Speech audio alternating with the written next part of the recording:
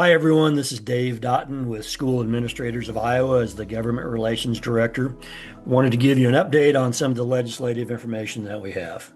This is being recorded in the last week of August, and most of you have just started your school year. This podcast addresses at least some of the pressing issues you have around recent legislation. I spoke to several administrators at the SAI conference, and the vast majority of the questions were about Senate File 2428, the Student Behavior Bill.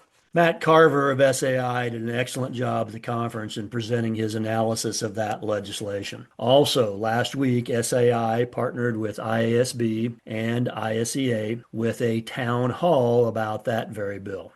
We had an excellent turnout for that, and hopefully you were one of those that was able to attend. We continue to work on answers to additional questions, and there are a lot, and there are several documents and resources available for that. I would remind you that while we are providing our interpretation, the final decisions will be made by the Department of Education. So hang in there, use the resources that we have provided, ask questions, and do the best that you can with a very complicated lengthy bill. I do want to move on to a couple of other topics. House File 2676 is the physical activity and physical fitness testing bill. I'm assuming that all of you are addressing the physical activity requirement and getting that taken care of in one way or another. The physical fitness testing is required for all 1st through 12th grade students. And so you need to make sure that you have something designed to help you with that. The Department of Ed has a frequently asked questions, an FAQ document on their website. You can also find a link to that website in our SAI August 11th legislative update. Topic number 3 is the required civics test.